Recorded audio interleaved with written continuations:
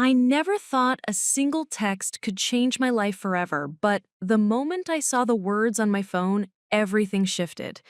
My brother, someone I had always trusted, someone I had looked up to, had written, "She deserved the bruises." I froze for a moment, my thumb hovering over the screen, terrified he might delete it before I could act. I knew I had to screenshot it immediately, but my mind raced in 1,000 directions at once. How could someone I loved so dearly say something so cruel? How could I have missed the signs that he was capable of something so dark? My name is Lila Torres, and that day marked the beginning of a journey I never imagined I'd take. A journey where I would uncover secrets I wasn't sure I was ready to face, and where I would have to decide how far I was willing to go to protect someone innocent. Before we jump back in, tell us where you're tuning in from, and if this story touches you, make sure you're subscribed, because tomorrow I've saved something extra special for you. It all started like any normal Saturday morning in our small town of Crestwood, a quiet place where everyone knew each other and gossip traveled faster than the wind through the trees. I was sprawled across my bed, scrolling through social media and sipping a cup of lukewarm coffee, trying to enjoy a rare moment of peace. My brother, Javier, was always active online, chatting with friends, posting memes, and sharing his opinions with the bold confidence of someone who believed the world revolved around him. He had always been difficult, yes, a little temperamental and arrogant, but he had never seemed malicious. At least, not in a way I could have imagined would ever cross into this territory. Earlier that week, I had overheard a conversation between Javier and one of his coworkers about a woman named Marisol who had recently started at his office. At first, it seemed like typical office banter. He complained about her work habits, teased her for being overly ambitious, but there was an undercurrent in his words that made my stomach twist. I dismissed it, thinking I was overreacting. Siblings often see the worst in each other and blow things out of proportion, right? But then I started noticing little things. Marisol would disappear for hours during lunch, or Javier would post passive-aggressive comments on her social media photos. I tried to push it out of my mind, telling myself it wasn't my business. I told myself it was probably harmless teasing, nothing more. That morning, as I sat scrolling my phone, a notification popped up from Javier. My heart skipped a beat when I saw it was a message he had sent in a group chat with his friends. The words were so shocking I had to read them twice to make sure I wasn't imagining them. My first thought was denial. Maybe it was a joke, a clumsy attempt at humor gone wrong. But my gut told me otherwise. The way he had phrased it, the certainty in his words, made my stomach churn. I quickly tapped the screen and captured a screenshot before he could delete the message, knowing that this evidence would be my lifeline if I needed to take action. My hands were shaking, my chest tight with fear and anger, and a million questions began to swirl in my head. Who was he talking about? What had actually happened? Was someone in danger right now? I remember pacing back and forth in my small bedroom, the walls suddenly closing in on me as the realization sank in.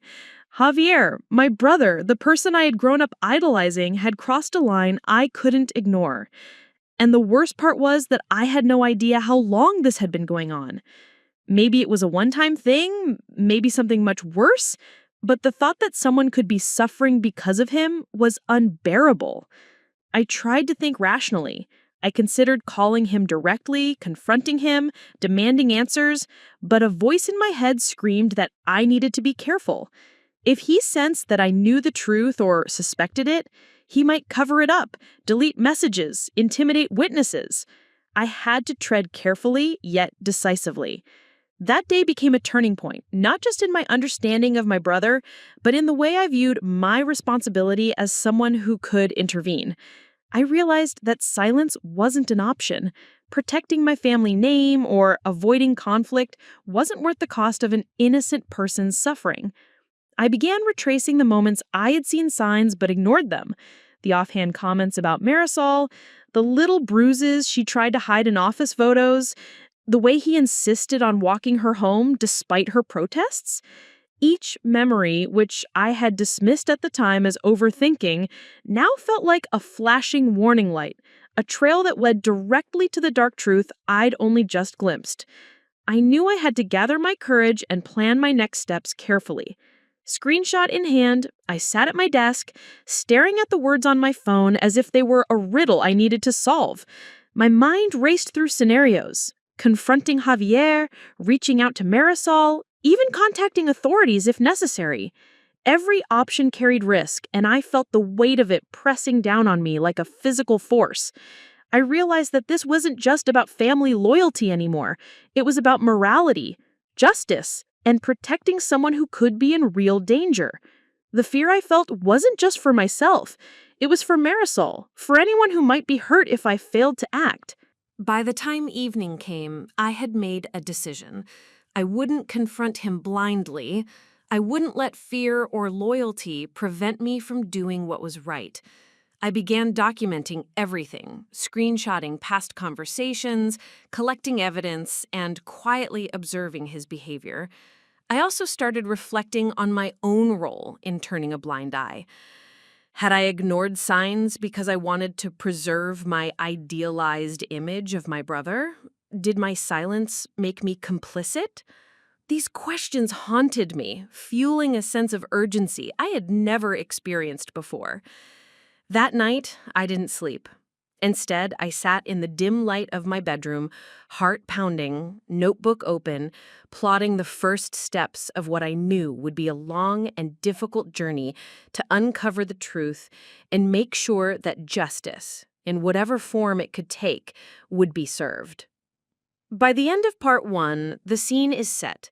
Lila Torres is no longer just a sister. She is a witness, a protector, and soon, an agent of accountability. The tension is built, the stakes are clear, and the audience is left with the haunting question: what will she do with the truth she now possesses, and how far will she go to ensure no one else suffers in silence? The next morning, I woke up with a heavy sense of dread that made it nearly impossible to get out of bed. The sunlight spilling through my window seemed cruelly bright, almost mocking the turmoil churning in my stomach. I tried to shake off the feeling, telling myself I needed to act rationally, but every thought seemed to circle back to that horrifying text. Javier had always been unpredictable, but I had never imagined he could be capable of something so malevolent. My mind drifted to Marisol, the woman he had targeted. I barely knew her, only from fleeting glimpses at the office or social media posts. Yet suddenly, she felt like someone I had known my entire life. I felt responsible in a way that was frightening and unfamiliar, as if my inaction could make her pain worse. I realized that the cozy sense of family loyalty I had once relied on was gone, replaced by an urgent moral obligation that I could no longer ignore. I decided to start my day cautiously, pretending everything was normal while secretly plotting my next moves. I went through the motions at home, answering my parents' questions about breakfast, small talk, and weekend plans, all while my mind raced 100 steps ahead. Javier sat at the kitchen table, scrolling on his phone, completely oblivious to the storm he had ignited in my head.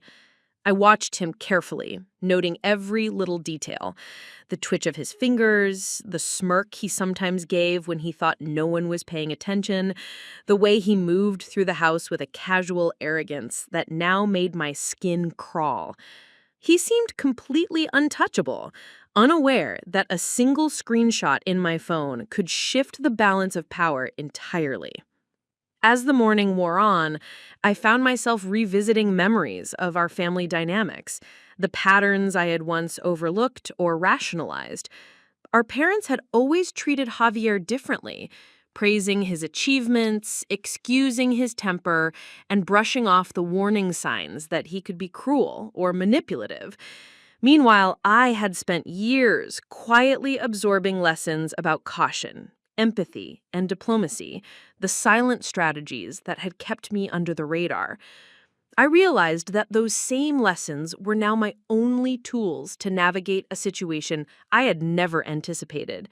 For the first time, I saw clearly how the family's tendency to turn a blind eye, to protect appearances over truth, had created the perfect environment for harm to go unnoticed. The very culture that had once seemed comforting was now exposing a dangerous flaw. Preparing and narrating this story took us a lot of time, so if you are enjoying it, subscribe to our channel. It means a lot to us. Now, back to the story. I decided I needed more information. The first step was understanding the extent of Javier's behavior without tipping him off. I opened my laptop and began scanning through his social media interactions over the past few months, searching for patterns, clues, anything that could explain his message. I noticed subtle things I had ignored before: the way he commented on certain posts, the passive-aggressive tone of his messages, the friends he interacted with who seemed to encourage his worst instincts.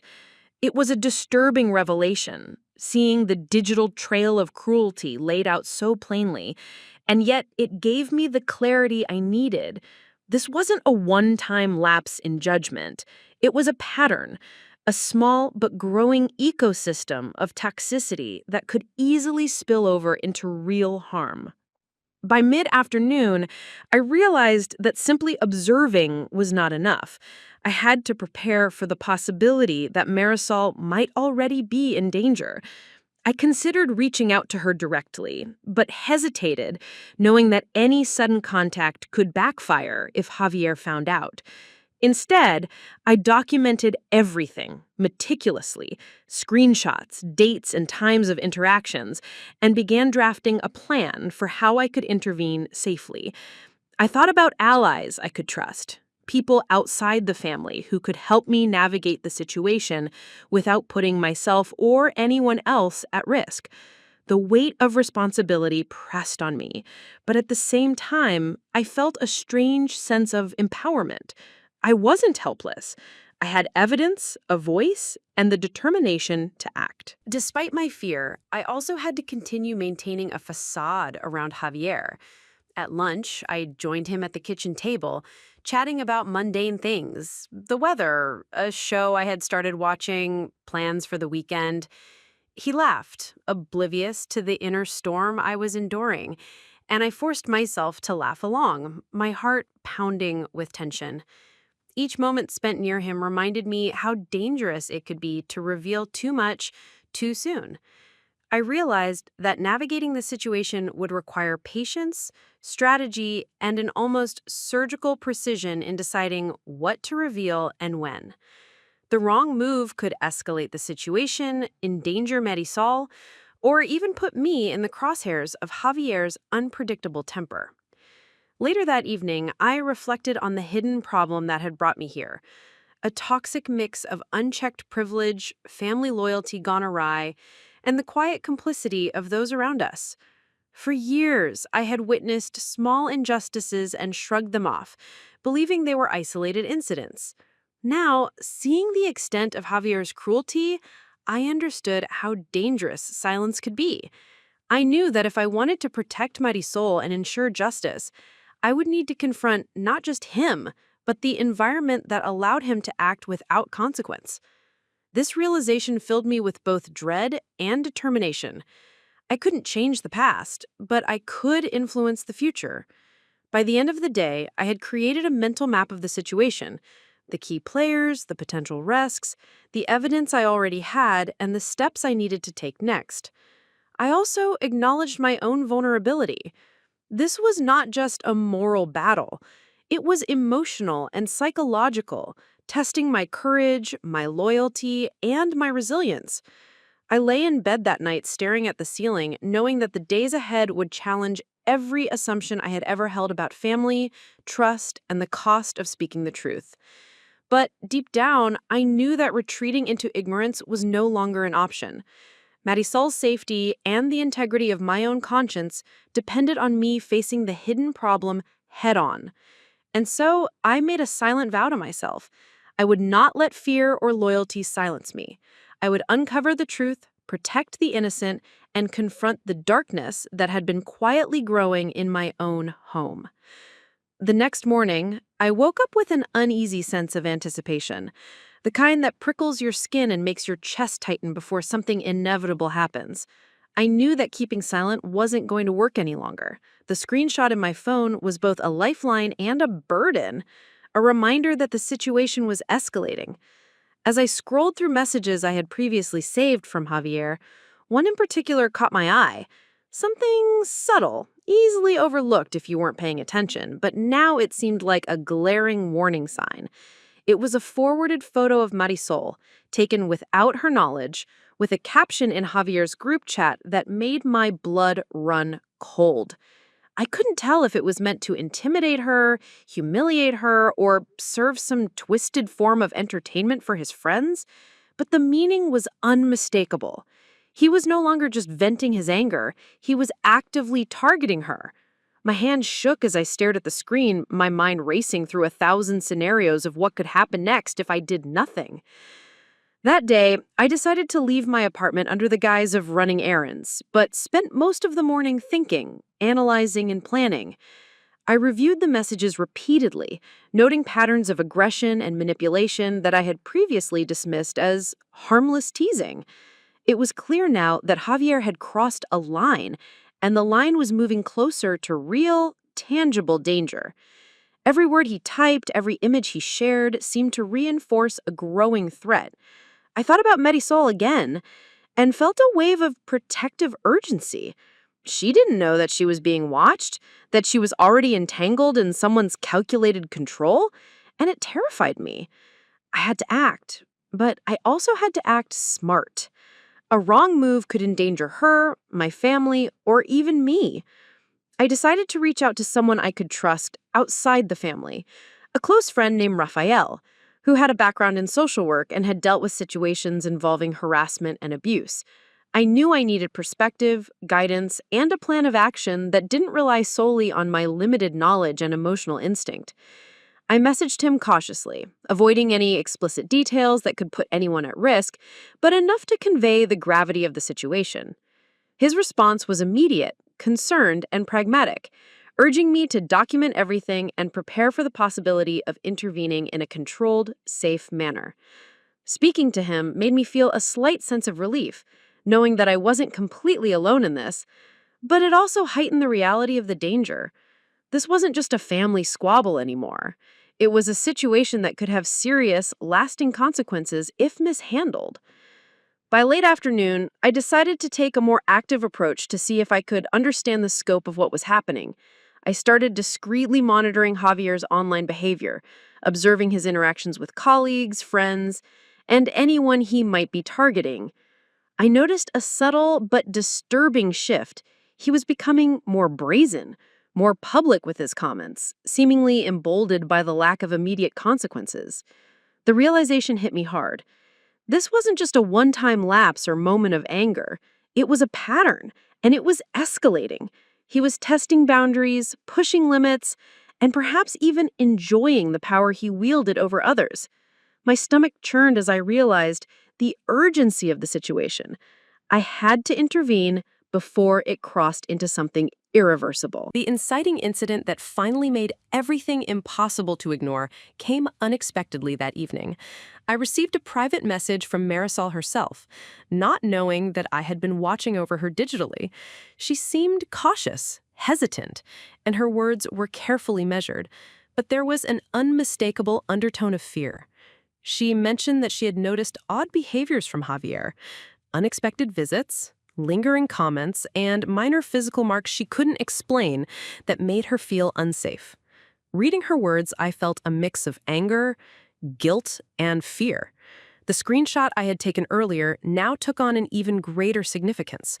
I realized that this wasn't just about what Javier had said in a group chat or what I had seen online. Marisol was actively experiencing the consequences of his actions, and the danger was real and immediate. I spent the night awake, pacing my apartment, thinking about how I could protect her without triggering Javier's suspicion. The realization that the old ways of handling things, Ignoring his behavior, hoping it wouldn't escalate, pretending it was a joke, were no longer viable, hit me like a punch to the chest. I couldn't rely on silence or subtle hints anymore. This required decisive action. I started drafting a plan in my notebook, writing down potential steps, documenting all evidence, preparing a safe way to communicate with Marisol, and identifying authorities or allies who could intervene without putting either of us in danger. Each line I wrote was accompanied by a pulse of fear, but also a flicker of determination. I knew that hesitation could cost someone dearly. That night, I also began reflecting on my family dynamics with a sharper, more critical lens. How many times had I ignored warning signs because I wanted to believe in Javier's better self? How often had I rationalized cruelty as harmless teasing or youthful mistakes? The truth was stark and uncomfortable. My inaction had allowed a hidden problem to fester, and now someone was at risk. I promised myself that I would not allow fear, denial, or loyalty to cloud my judgment again. The moment had come to step out of the shadows, to confront reality with courage, and to acknowledge that protecting the innocent mattered more than preserving an illusion of family perfection. By the early hours of the next morning, I felt a grim clarity settle over me. The inciting incident had revealed an undeniable truth. The situation was no longer manageable by passive observation. Marisol was in potential danger, Javier's behavior was escalating, and I could not turn away.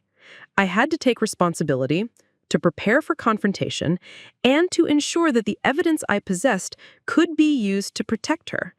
I knew that the days ahead would test me in ways I had never imagined, but I also knew that this was the moment where courage and action had to replace fear and denial.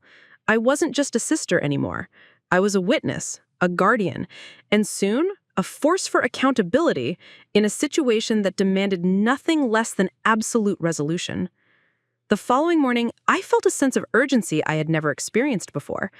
The inciting incident with Marisol's message had shifted everything, and I knew that I couldn't handle this alone.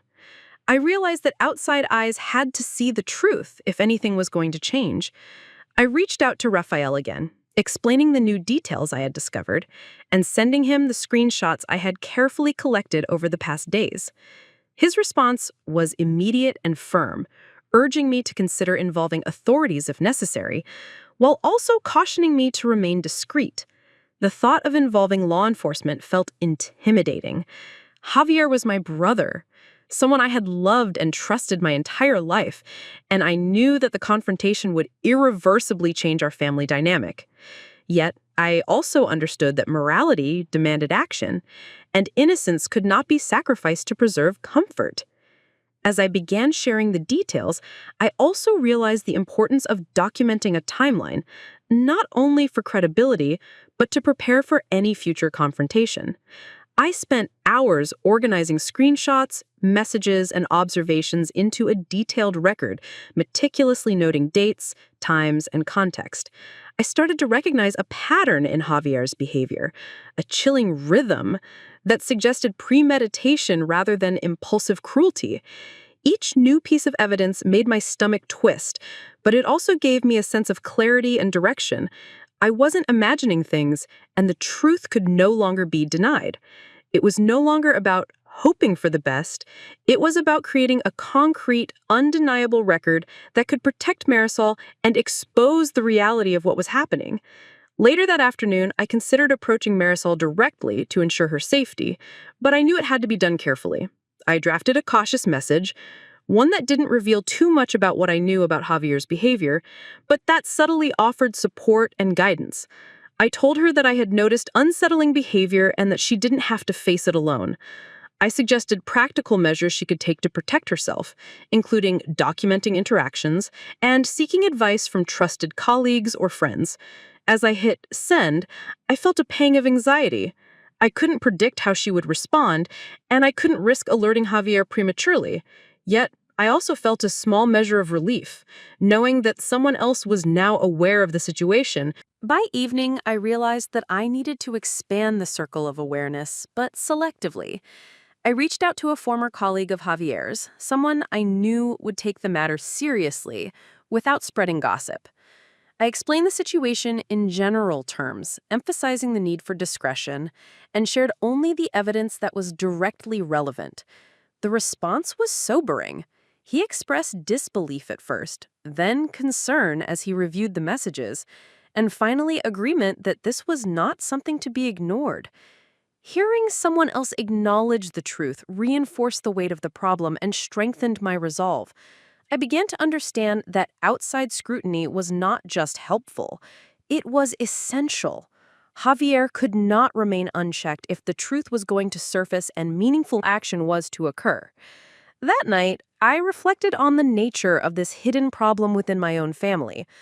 I thought about my parents' tendency to overlook Javier's misbehavior, the way they excused his cruel jokes and allowed him to dominate conversations and situations without accountability.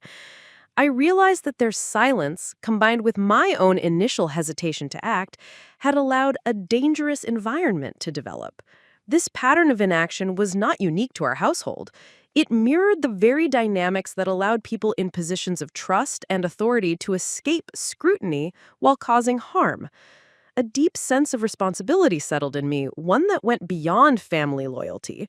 I understood that exposing the truth was not just about Marisol's safety, but about challenging the culture of silence that had enabled this behavior for too long.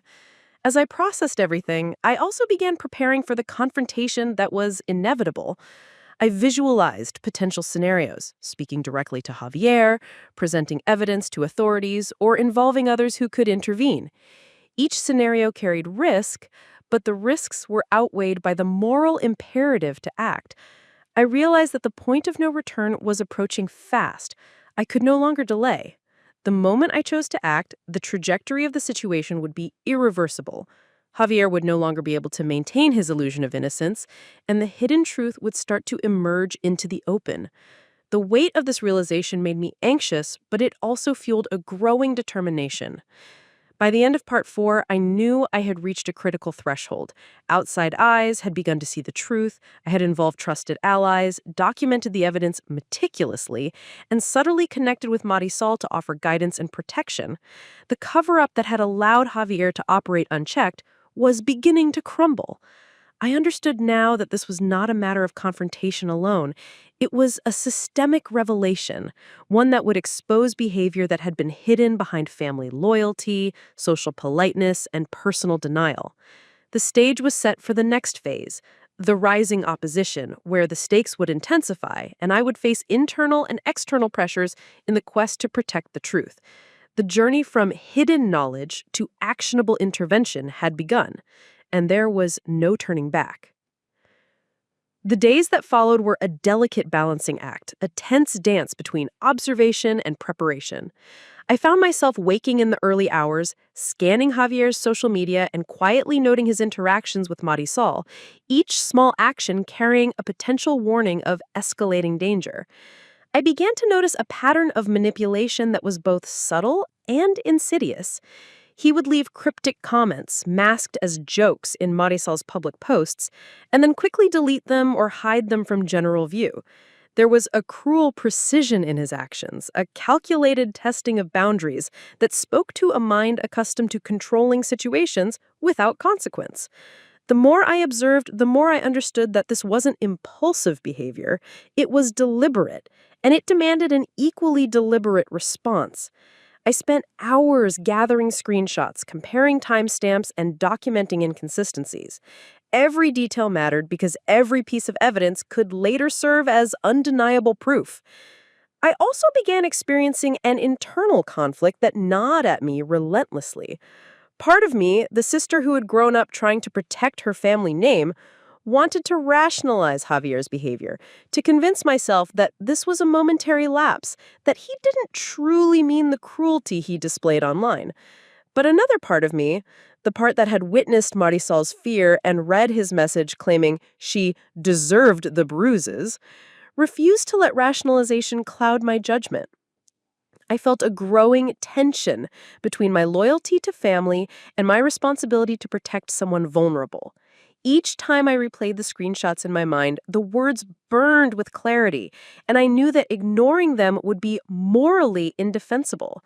I was forced to confront the reality that family loyalty had limits, and sometimes doing what was right meant breaking those unspoken rules. As I tried to maintain a facade of normalcy at home, I noticed subtle shifts in Javier's behavior that made me more cautious. He began acting more possessive, checking social media at odd hours, and sometimes glancing over my shoulder when I used my phone.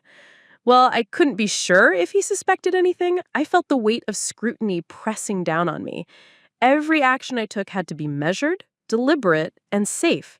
I became hyper aware of my surroundings, careful with every text, every conversation, knowing that a single misstep could trigger suspicion or retaliation.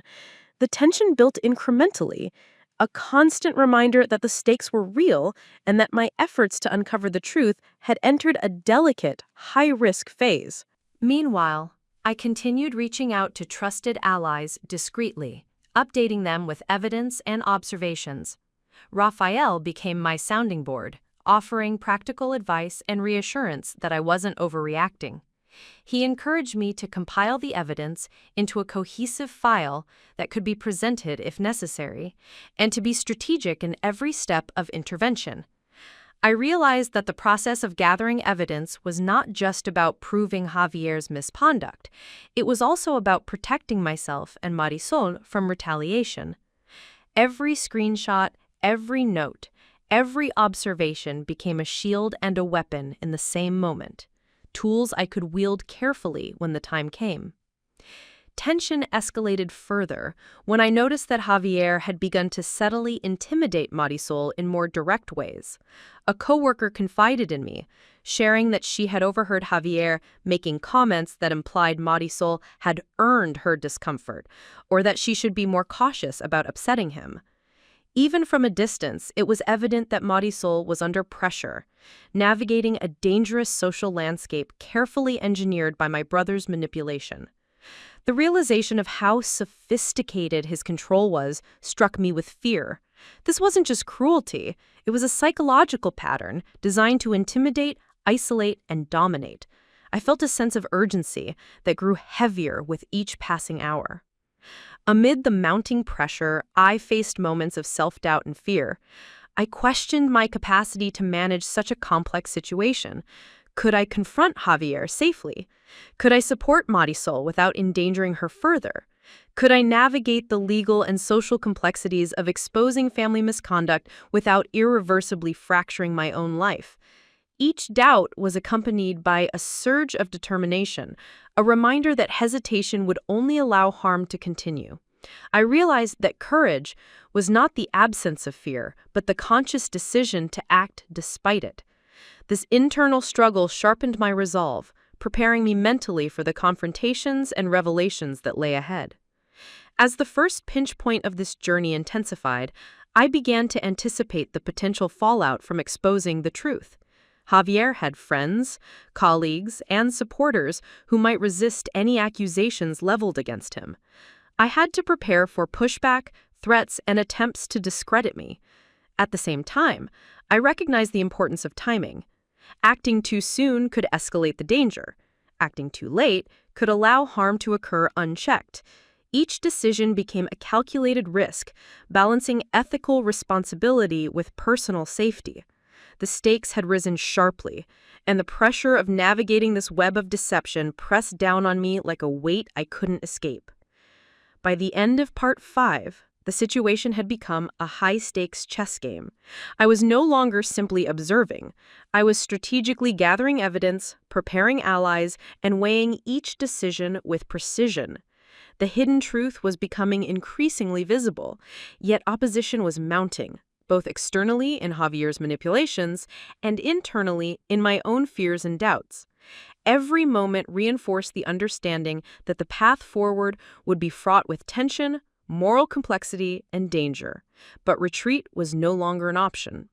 I had committed to the pursuit of truth, and the next steps would demand courage, resilience, and unwavering determination. The rising opposition had begun, and the game was now fully in motion. It was late one evening when everything changed, the moment I had feared yet secretly hoped for, when undeniable proof emerged that left no room for denial or rationalization. I had been meticulously collecting evidence for days, piecing together screenshots, social media posts, and subtle behavioral patterns that all pointed to a disturbing truth about Javier. I sat cross-legged on my bedroom floor, my laptop open and my phone buzzing intermittently, and began reviewing everything in one coherent timeline. The more I looked, the more the pieces fit together in a chilling puzzle. But then I stumbled upon something that made my heart stop. A direct message Javier had sent to Marisol, not meant for public eyes, containing not just cruel words, but explicit threats, accompanied by images that revealed physical harm. It was the kind of evidence that no one could dismiss as a joke or a misunderstanding. The kind of proof that would force acknowledgement of the reality I had been grappling with for days. I felt my hands shake as I stared at the screen. Every emotion collided at once: fear, anger, disbelief, and a sobering sense of responsibility. This was it, the moment when denial became impossible. Javier had crossed every imaginable boundary, and the stakes were no longer hypothetical. Marisol had endured not only psychological manipulation, but actual harm, and the proof was right in front of me. I immediately screenshot the message, saving every detail and backing it up in a secure location, knowing that this was the turning point in the journey. From this moment forward, the truth could no longer be hidden, the lies could no longer be maintained, and the moral imperative to act had crystallized into something undeniable and urgent. I called Rafael immediately, my voice trembling as I explained what I had found. He listened carefully, asking precise questions and guiding me through the next steps. His voice was calm, measured, but underneath it I could sense the gravity of the situation. He reminded me that this evidence changed everything.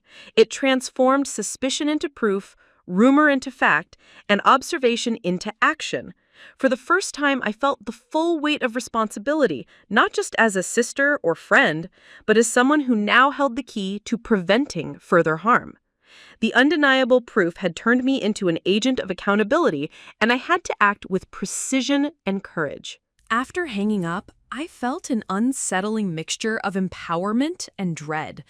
The clarity of evidence gave me direction, yet the path forward was fraught with risk. I spent hours organizing every piece of proof, labeling files, creating a detailed timeline, and cross-referencing messages to ensure that nothing could be misinterpreted or dismissed. I thought about how I would present this evidence, not only to authorities, but also to those close to Javier who might be complicit through silence. Every detail mattered. Timestamps, context, and corroborating interactions had to be airtight. I realized that this was not just about exposing him, it was about creating a record that could protect Marisol and prevent him from continuing this cycle of harm. I also began reaching out to Marisol, carefully, to ensure her immediate safety. I shared general advice without revealing that I had the incriminating messages, emphasizing the importance of documenting interactions and staying cautious. Her responses were filled with gratitude, but I could sense the fear and uncertainty in her words. The undeniable proof I held in my hands became both a weapon and a shield. Something to protect her, something to arm me for the confrontations that would inevitably follow. I felt a sense of urgency, unlike anything I had experienced before. Every hour that passed without intervention felt like a gamble, and the moral imperative to act grew stronger with each passing moment. That night, I reflected on the gravity of the situation and the nature of the turning point I had reached. Javier's behavior could no longer be rationalized, excused, or overlooked. The undeniable proof had eliminated doubt, and with it, the luxury of hesitation. I recognized that the choice ahead would define the trajectory of everyone involved. Speak up and risk the fallout, or remain silent and allow harm to continue unchecked. The clarity of evidence forced me to confront the truth of who Javier really was and the danger he posed, not just to Marisol, but potentially to others if left unchallenged. I felt a surge of moral clarity, a sense of purpose that overshadowed the fear that still lingered in my chest. I spent the early hours of the next morning planning my next steps, considering allies, authorities, and the safest way to approach the confrontation. Each decision had to be measured and precise, and yet every moment of delay could have consequences. The undeniable proof had removed ambiguity and moral gray areas. The path forward was clear, but the risks remained high. I reflected on my own role in this story, understanding that courage was not about fearlessness, but about choosing to act despite fear. The evidence transformed me from a witness into a catalyst, and I knew that the journey toward exposing the truth had irrecoverably begun. By the time dawn broke over Crestwood, I felt a sobering mixture of exhaustion and resolve. The undeniable proof had reshaped the landscape of my life, Marisol's safety, and my family's reality. The turning point was no longer theoretical. It had arrived, and there was no returning to ignorance or denial. I had become the keeper of truth, the voice of accountability, and the agent through which justice might be pursued. The days ahead would test every ounce of my courage, resilience, and strategic thinking. The midpoint had arrived. The evidence was irrefutable, the stakes were higher than ever, and the hidden truth was now unavoidable.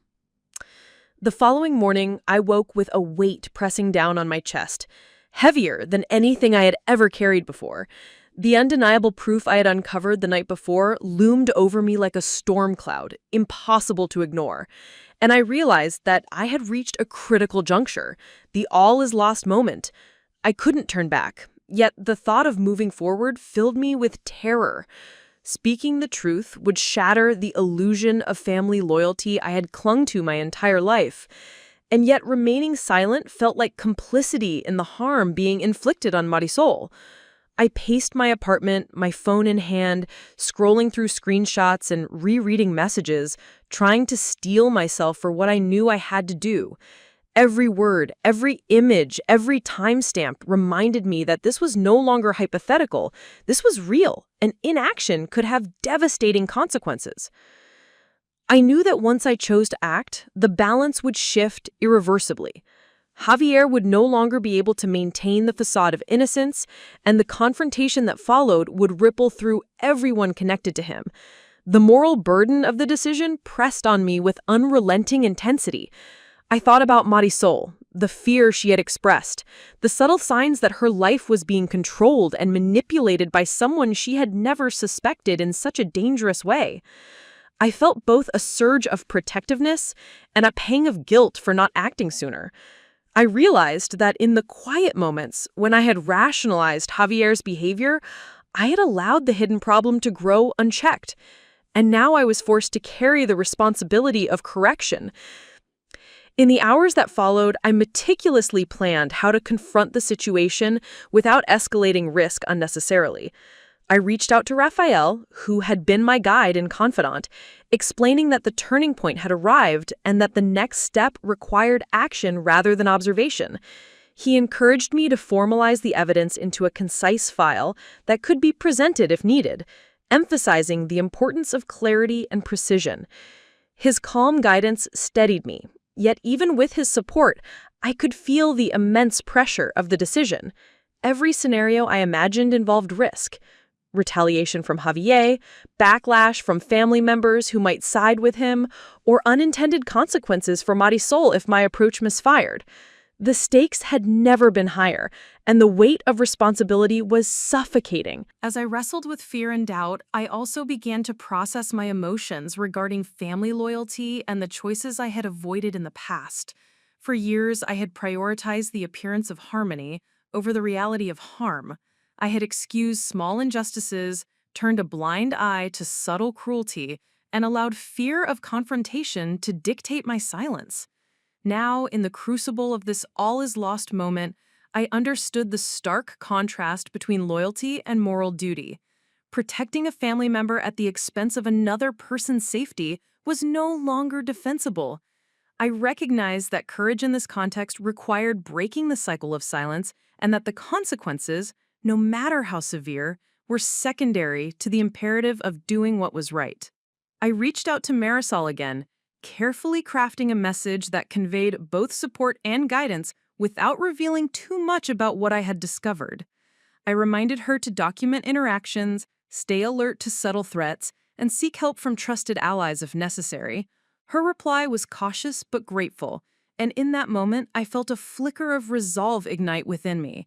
I realized that the choice to speak wasn't just about exposing Javier, it was about creating a network of protection for someone vulnerable, about transforming evidence into action that could prevent further harm.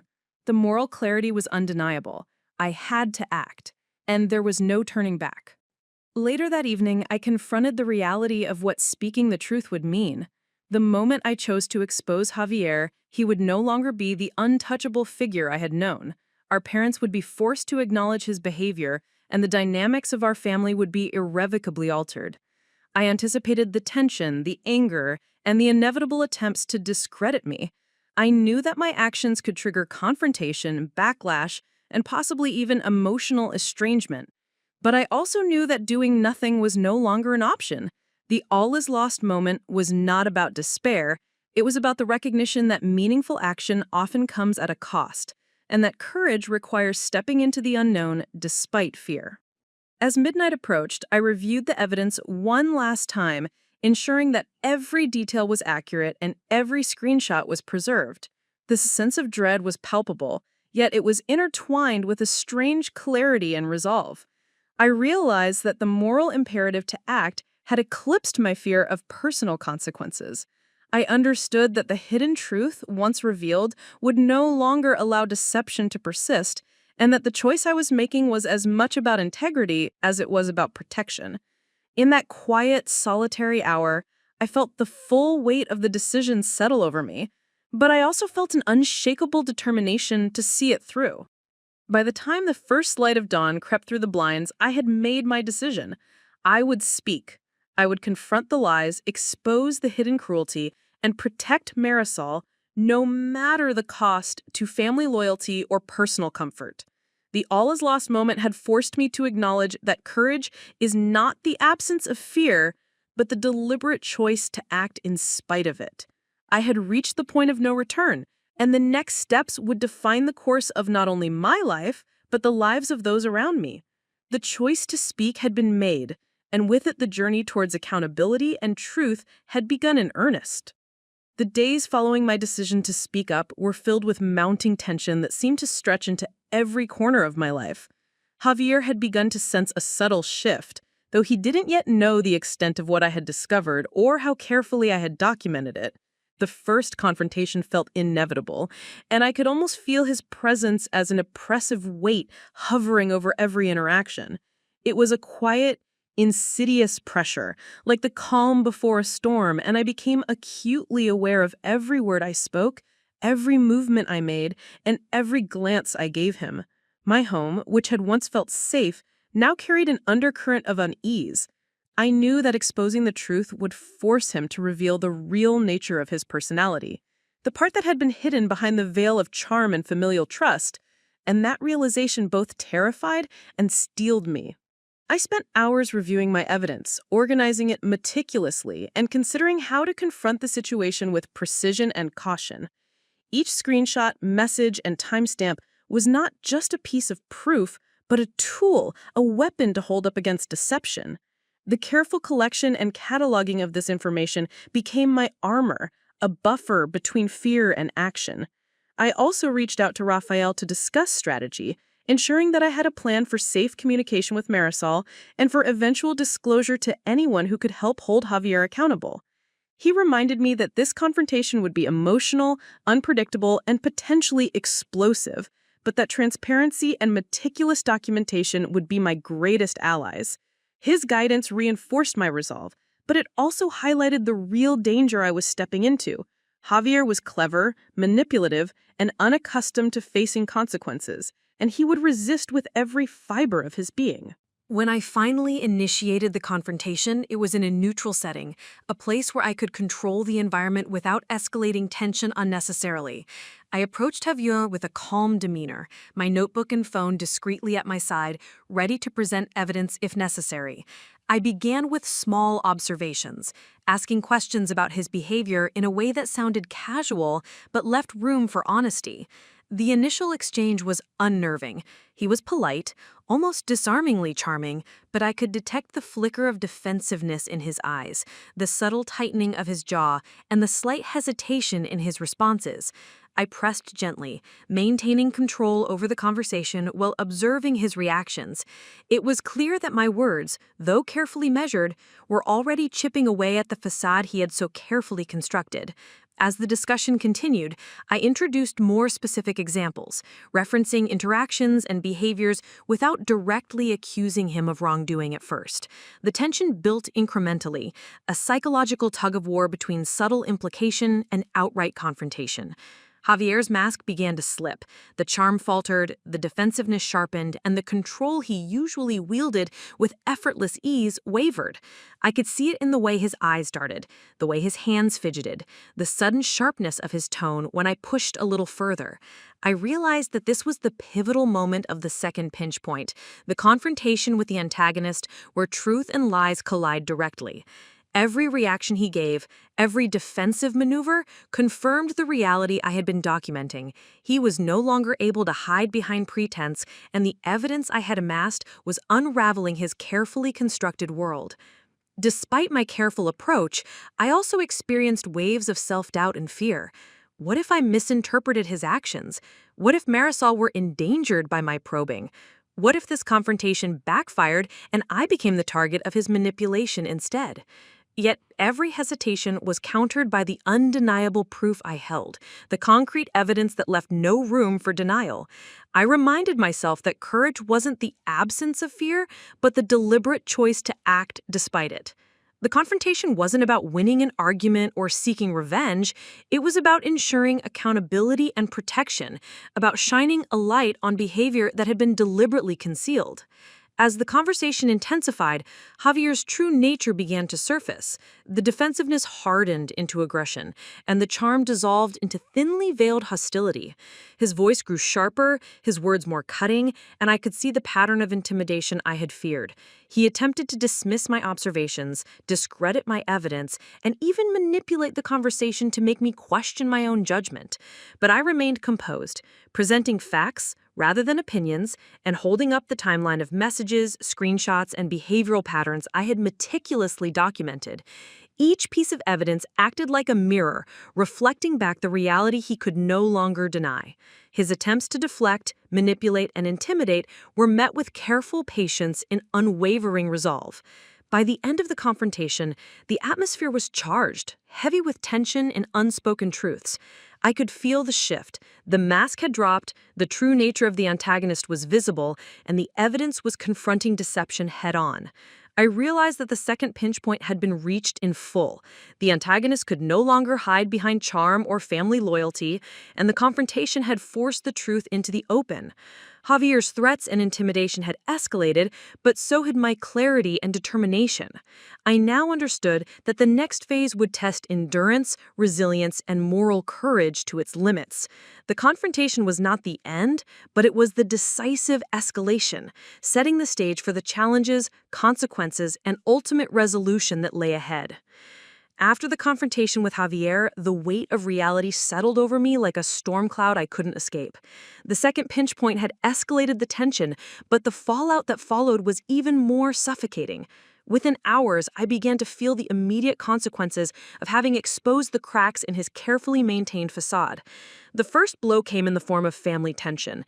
My parents, blindsided by the confrontation, were defensive and confused, struggling to reconcile the son they thought they knew with the evidence laid bare before them. Conversations that had once been easy became loaded with unspoken accusations, sharp glances, and an underlying tension that made every interaction exhausting. I could sense their uncertainty and discomfort, and it added an emotional weight to the situation that was nearly unbearable.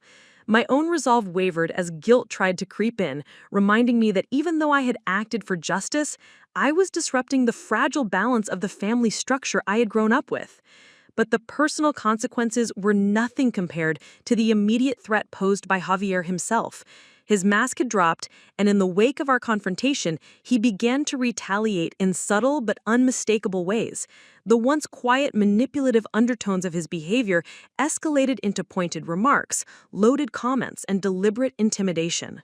I started noticing my online activities being scrutinized, subtle hints that he was aware of my documentation efforts, and small but calculated disruptions to my routine. Every step I took felt like walking a tightrope, balancing vigilance with caution. Even communicating with Marisol required careful planning to ensure that our exchange could not be intercepted or misused. Marisol, too, was facing consequences. After our messages, she began to act more cautiously around work and social settings, but I could sense her anxiety. She was aware that the spotlight of confrontation now extended to her life, even though she was innocent in every way. Her subtle withdrawal, her heightened awareness, and the careful measures she had to take reminded me that the consequences of speaking out extended far beyond myself. The moral imperative to act was now intertwined with the emotional toll of seeing someone I cared about live under fear and uncertainty. I felt the weight of responsibility settle heavier than ever, knowing that every choice I made could either protect her or inadvertently place her in greater danger. As the hours stretched into days, I also experienced an internal fallout. Self-doubt, fear, and exhaustion threatened to undermine the resolve I had built over weeks of careful observation and preparation. I questioned my decisions repeatedly. Had I done enough to protect Marisol? Had I revealed too much too soon? Was I prepared for the family backlash that now seemed inevitable? These questions gnawed at me relentlessly, compounding the emotional strain with an almost physical pressure on my chest. Nights were sleepless, filled with rehearsals of conversations, imagined confrontations, and worst-case scenarios. I felt isolated, caught between loyalty, morality, and the relentless pressure of having to make life-altering decisions under circumstances I had never anticipated. The dark night of the soul reached its peak when Javier, in a rare private moment, confronted me directly. His tone was calm, almost deceptively gentle, but the undercurrent of menace was unmistakable.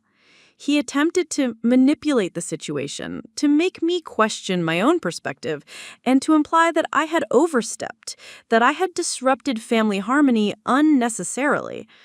I could feel the subtle intimidation, the psychological tactic designed to induce fear, guilt, and hesitation.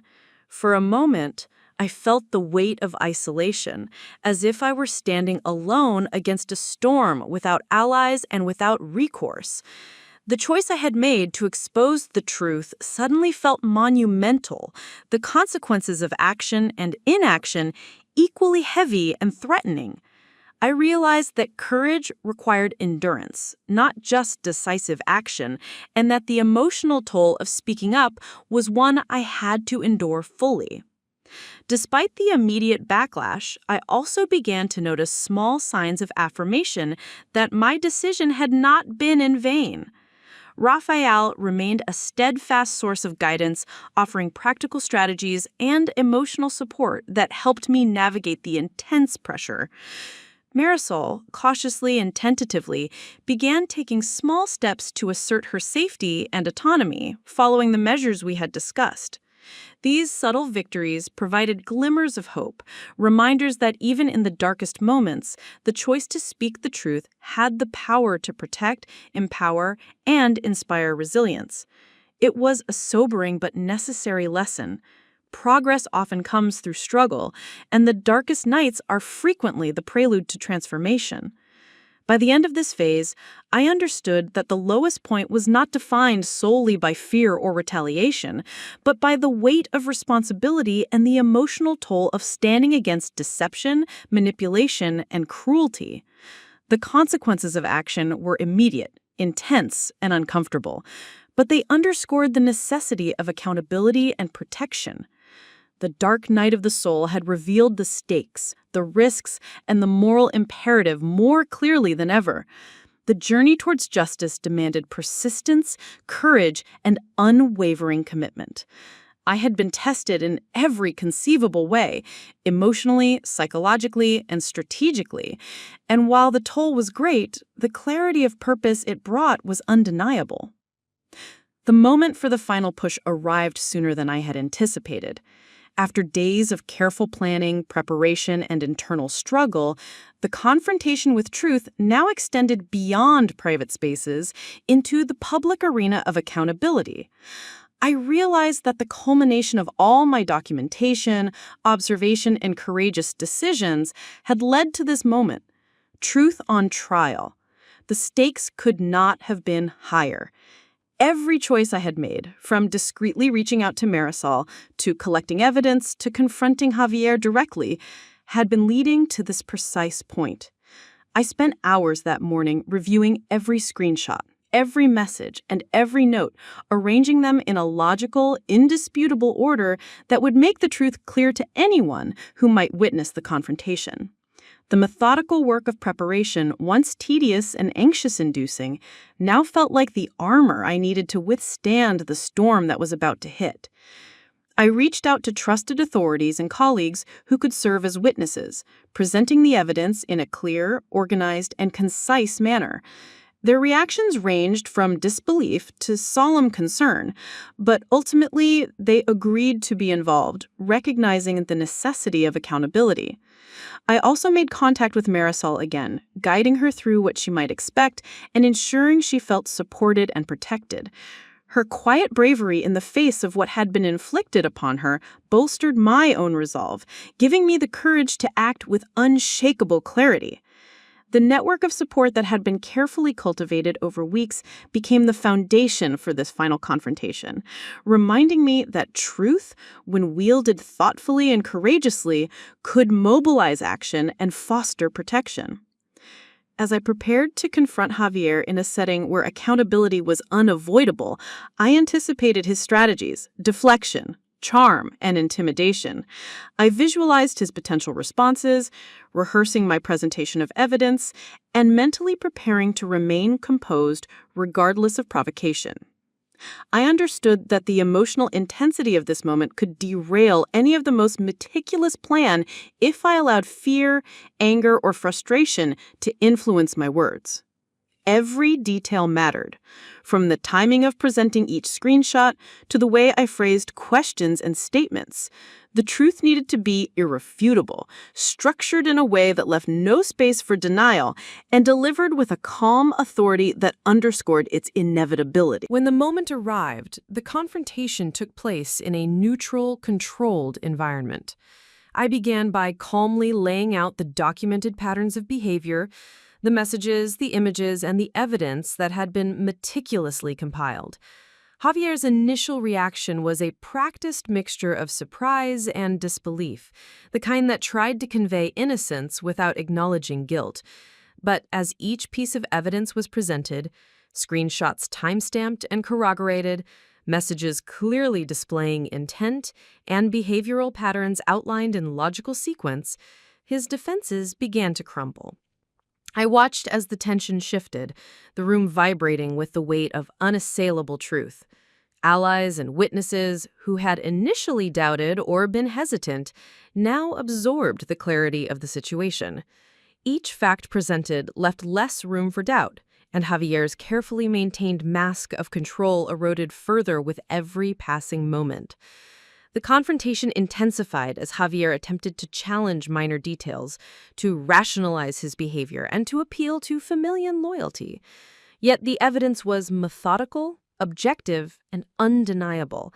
I remained composed, allowing the facts to speak for themselves while maintaining a steady, unwavering voice.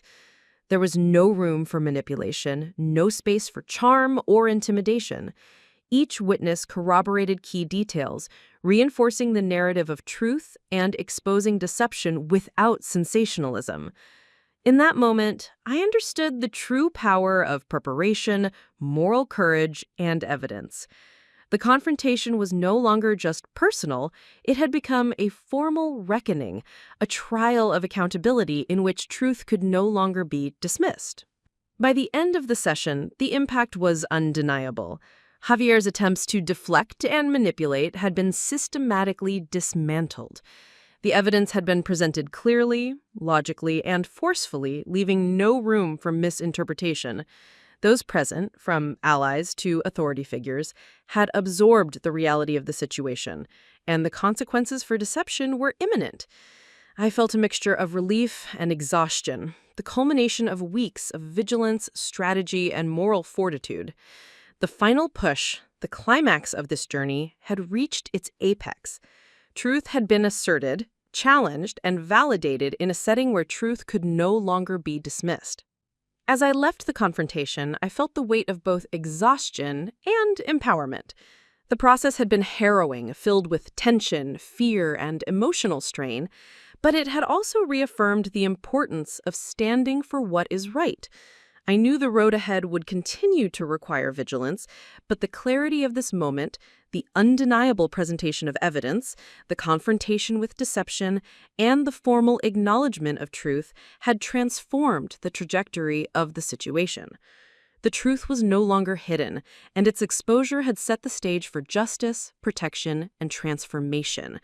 The final push had been made, and the climax of accountability had arrived, leaving only the resolution and the path toward vindication and a new equilibrium ahead.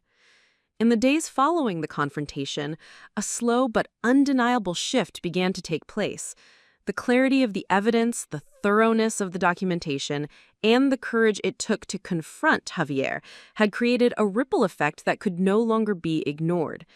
Authority figures and family members who had once wavered in their awareness were now confronted with indisputable proof, and the response was decisive.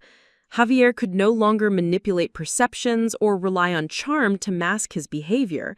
The pattern of cruelty, threats, and intimidation had been laid bare, and the consequences were inevitable. Witnesses, colleagues, and those in positions of authority responded with measured action, validating the courage it took to step forward and ensuring that steps were taken to protect Marisol and hold Javier accountable. The resolution had begun, and the sense of justice, though tempered by the emotional toll of confrontation, was palpable. I watched as the first tangible results of speaking the truth began to unfold. Javier faced formal repercussions at work, where his manipulative and threatening behavior had extended beyond personal relationships into professional spaces.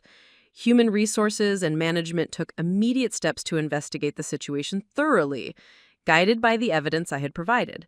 His credibility, once a shield against accountability, began to erode as his colleagues reviewed interactions and messages that mirrored the patterns I had documented.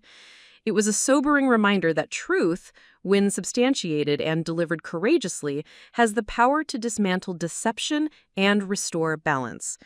I felt a mixture of relief and vindication, knowing that the actions taken were not just symbolic but meaningful, protecting others from further harm and reinforcing the principle that manipulation and intimidation could no longer go unchallenged. At home, the dynamic began to shift as well. My parents, initially defensive and conflicted, began to acknowledge the reality of the situation. There were difficult conversations, tears, and moments of anger, but gradually the acknowledgement of truth began to create a new equilibrium within the family.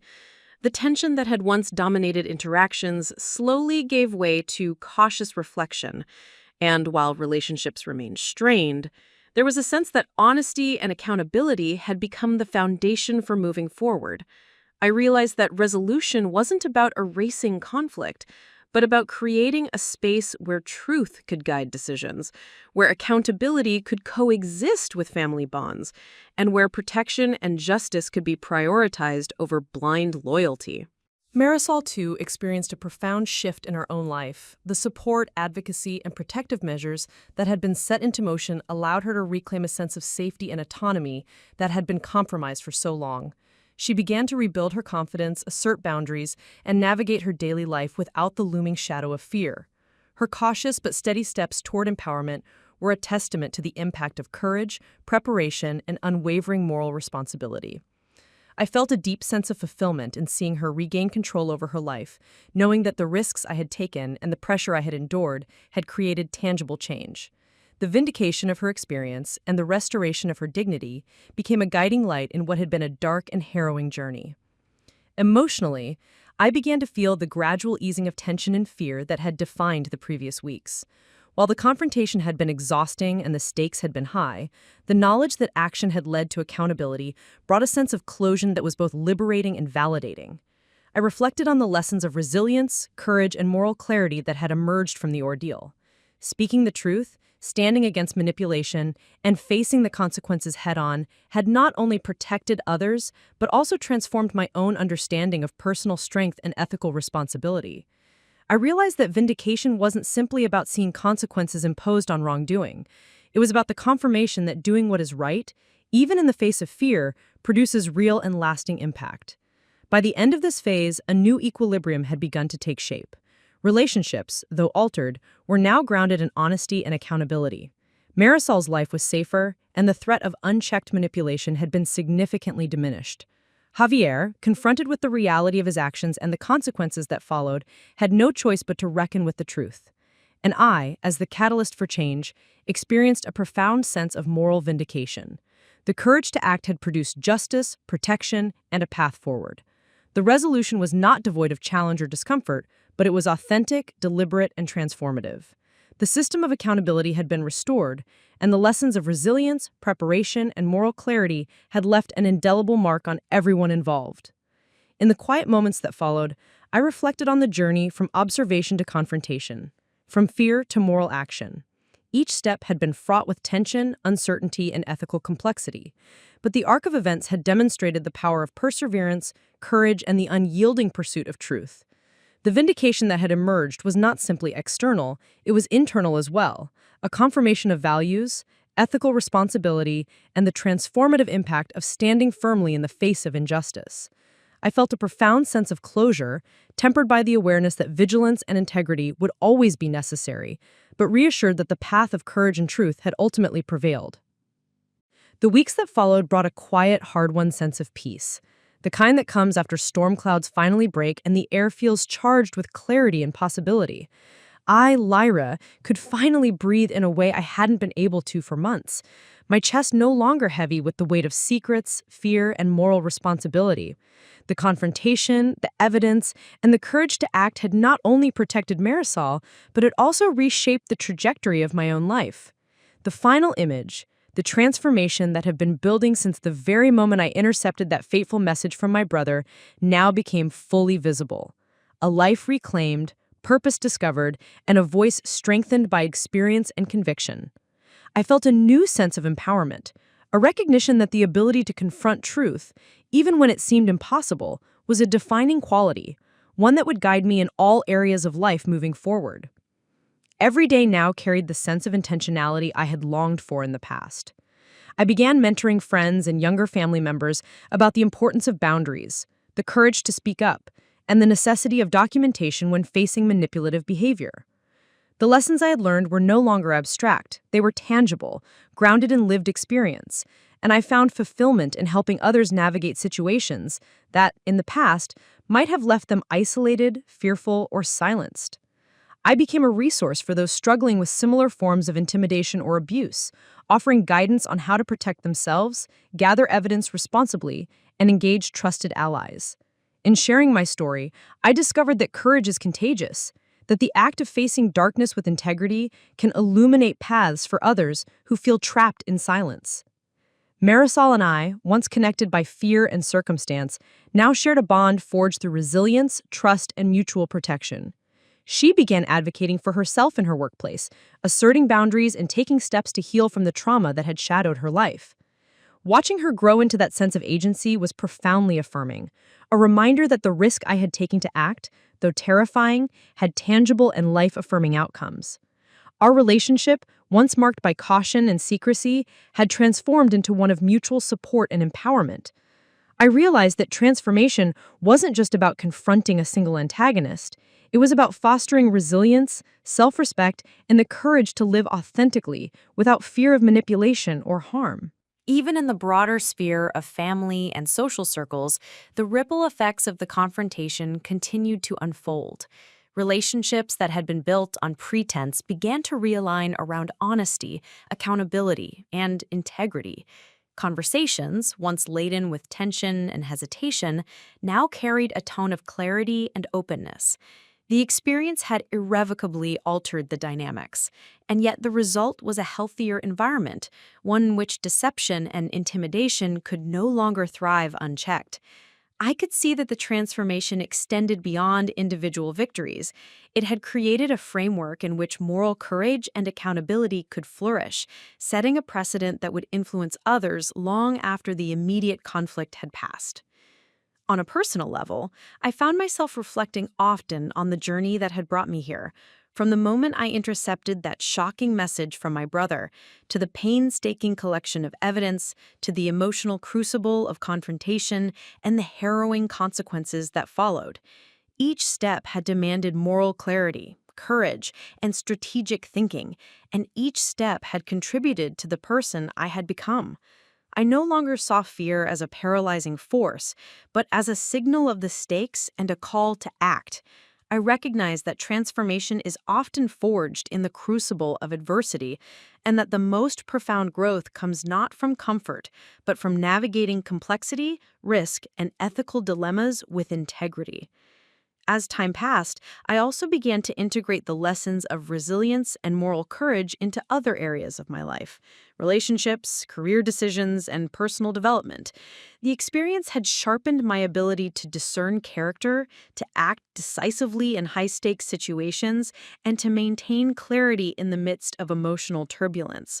I discovered that the empowerment I had gained was not a temporary feeling, but a sustained way of approaching life, with vigilance, integrity, and a commitment to truth. Every decision I faced, every challenge I encountered, was now filtered through a lens shaped by the knowledge that courage in the face of wrongdoing is both transformative and necessary. Looking back, the transformation was undeniable. I had moved from a position of fear, uncertainty, and moral hesitation to one of strength, agency, and ethical authority. The hidden truth I had uncovered had catalyzed a series of events that changed lives, restored safety, and created a model of accountability that could extend far beyond the immediate circumstances.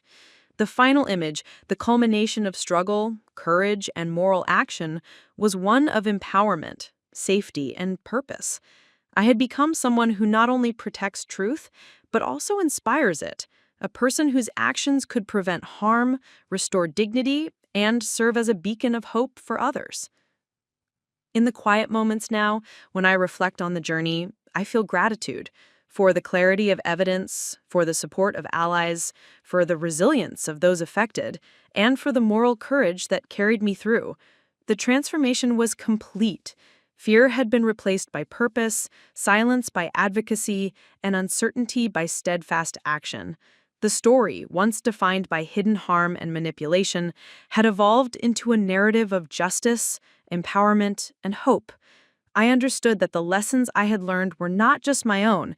They were universal truths about courage, integrity, and the enduring power of standing for what is right. And in that understanding, I found peace, purpose, and the profound satisfaction of knowing that speaking the truth, no matter how difficult, had the power to change lives. Up next, you've got 2 more standout stories right on your screen. If this one hit the mark, you won't want to pass these up. Just click and check them out. And don't forget to subscribe and turn on the notification bell so you don't miss any upload from us.